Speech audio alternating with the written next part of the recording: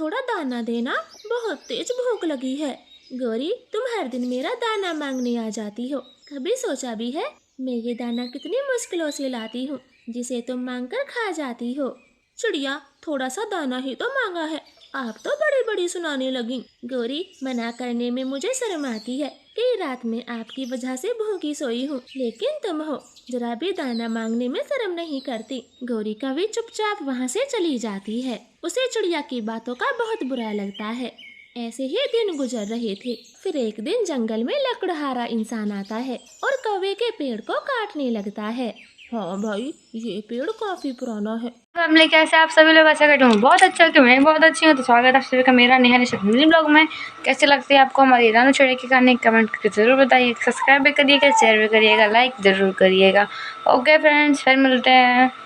और इसकी लकड़ी भी ज्यादा है, अब तो इसी पेड़ को काट कर घर ले जाऊंगा। फिर वो इंसान अपनी मशीन से पेड़ को काटना शुरू करता है। उसी पेड़ पर बुरे कौवों का घोंसला था, जो गहरी नींद में सो रहे थे। गौरी, गौरी जागो, जल्दी जागो, भयानक तूफान आया है, पूरा घोंसला हिल रहा है। गौरी कभी हाँफते हुए उठती और अपने घर से बाहर निकल कर देखती। गौरी तो बहुत गुस्से में आती है। रुको रुको इंसान, इस पेड़ को ना काटो। वो इंसान अपनी कटर मशीन रोक देता है। ये क्या कर रहे थे? बड़ी मुश्किलों से हम पक्षी अपना घर बनाते हैं, और एक तुम हो जो काटने में जरा भी शर्म नहीं करते। माफी, माफी कहो, मुझे तुम पक्षियों का घोंसला दिखाई नहीं दिया। मैं किसी दूसरे पेड़ को काट लूंगा, मुझे माफी दे दो। लकड़हारा इंसान वहाँ से जाने लगता है। तभी गौरी कवि उसे रोक लेती है। सुनो सुनो इंसान जी, हमारे बगल वाले पेड़ पर कोई नहीं रहता, आप उसे काट लें। लेकिन यहाँ भी किसी पक्षी का घोंसला बना हुआ है, मैं नहीं काटूंगा। ना ना इंसान, ये घर तो बेकार है, बहुत दिनों से खाली पड़ा है, आप इसे ही काट लें। हम भी तो जानते हैं यहाँ कोई नहीं रहता। कौवो, तुम्हारा बहुत बहुत धन्यवाद मुझे सही पेड़ बताने के लिए। मैं तुम दोनों को अपना भोजन दूंगा, ये मेरी पत्नी ने बनाया है। फिर वो इंसान अपने डब्बे से रोटी निकालकर कौवों को दे देता है। दोनों कौवे तो रोटी खाने लगते हैं और इंसान पेड़ को काट के उसकी लकड़ी अपने घर ले जाता है। कौवे के तो मजे ही आ गए थे। गौरी, हमने चिड़िया का पेड़ कटवा दिया, अब चिड़िया आएगी तो क्या कहेगी?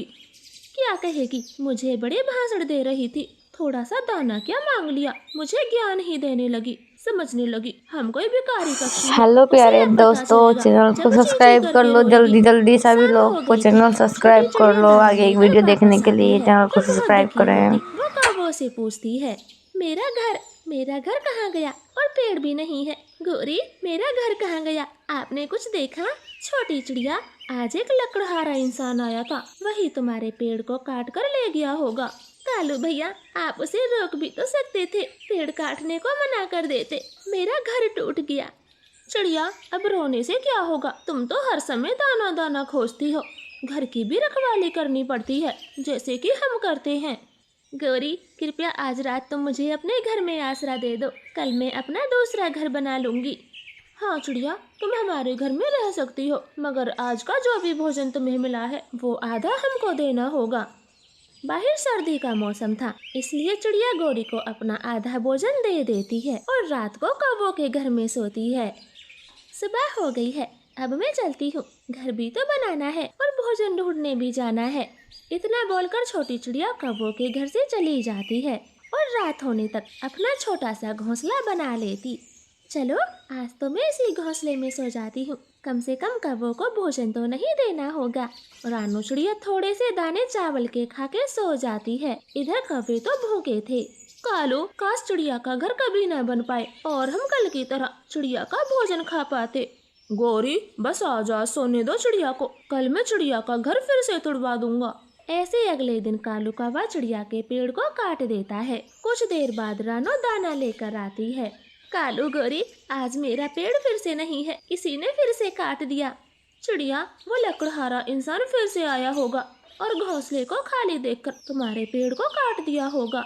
हाँ चिड़िया, तुम अपने घर की रखवाली करने के लिए किसी पक्षी को बिठा कर जाया करो, फिर आपका पेड़ कोई नहीं काटेगा। सब्सक्राइब कर लो कालू भैया, दोस्तों, आप चैनल को दोनों मेरे घर सब्सक्राइब के करो, पास रहते हो, सब्सक्राइब आप करो, भी मेरे घर की सब्सक्राइब रखवाली करो। कर दिया करना।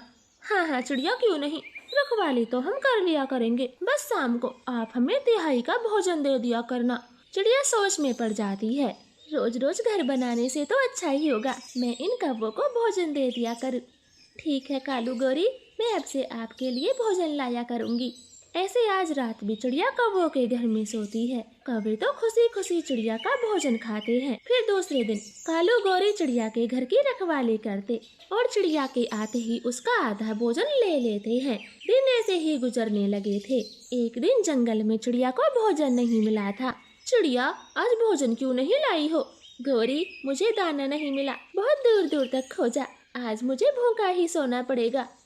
रानो, तू तो भूखी सो जाती है, लेकिन हमारा क्या होगा? अब मैं क्या करूं? ऐसे रानो चिड़िया तो भूखी सो जाती है, मगर कौवों को नींद नहीं आ रही थी। कालू, मुझे चिड़िया पर यकीन नहीं है, जरूर ये दाना रास्ते में ही खा गई होगी। कल इसकी अकल ठिकाने लगानी होगी। ऐसे दूसरे दिन बुरे कौवे चिड़िया का पेड़ फिर से काट फेंकते हैं। शाम को चिड़िया वापस आती है। कालू गौरी, आप दोनों कहाँ थे? आज फिर से मेरा पेड़ कट गया।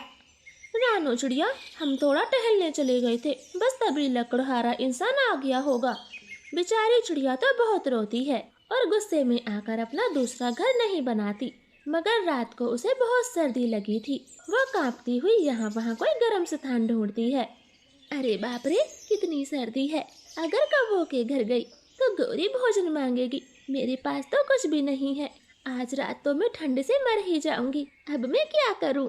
चिड़िया ऐसे रो रही थी, तभी उसकी नजर एक पालक के खेत पर जाती। वो पालक के पत्तों से हेलो, सब्सक्राइब कर लो दोस्तों, जल्दी जल्दी चैनल को सब्सक्राइब कर लो, प्लीज सब्सक्राइब कर लो। छोटी चिड़िया, तूने मेरी पालक की सब्जी से घर क्यों बनाया? तुझे तो मैं अभी बताता हूँ। इंसान जी, कृपया मुझे माफ करें, लेकिन मैं मजबूर हूँ। कोई लकड़हारा इंसान मेरा घर हर रोज काट फेंकता है, इसलिए मैंने पालक के पत्तों से घर बनाया है, ताकि कोई फिर से मेरा घर ना काट पाए। लकड़हारे इंसान को चिड़िया पर दया आती है। चिड़िया, ये पेड़ मेरा है, इसको कोई नहीं काट सकता, इसलिए तुम यहाँ बेफिक्र रह सकती हो। फिर रानो चिड़िया पालक के घर में खुशी खुशी रहने लगती है और इधर दोनों कौवे भूख से मरते हैं। वो अगले दिन चिड़िया के पालक घर को तोड़ने आते। उन्हें ऐसा करते इंसान देख लेता है। वो भाग के कौवों की पूंछ पकड़ लेता है और खूब मार लगाता। कौवों, आज के बाद चिड़िया को तुमने तंग किया तो मैं बहुत मारूंगा। ना ना इंसान जी, हमें छोड़ दो, हम चिड़िया को तंग कभी नहीं करेंगे, हमारा आपसे वादा है, हमें छोड़ दें। इंसान कौवों की पूंछ छोड़ देता है। कौवे तो वहाँ से भाग निकलते हैं। चिड़िया ये सब देखकर बहुत खुश होती। प्लीज। हेलो दोस्तों, कैसे आप सभी लोग? आशा करते हैं मैं बहुत अच्छी होगी। मैं बहुत अच्छी हूँ। स्वागत है आप सभी का मेरा नया मिनी ब्लॉग चैनल में। तो कैसी लगती है आप लोग को हमारी ये कहानियाँ? कमेंट करके ज़रूर बताएं दोस्तों। आप लोग कमेंट करेंगे तभी हमें और अच्छा लगेगा। कमेंट करिए, जल्दी अच्छे कमेंट करिए और लाइक भी करिए, सब्सक्राइब भी करिए। आप लोग कमेंट करेंगे अच्छे तो हमें मोटिवेशन मिलेगी, जिससे हम और अच्छी वीडियो ऐसे ही डालते रहें और आप लोग ऐसे ही सपोर्ट करते रहिए दोस्तों। जल्दी सब्सक्राइब करो।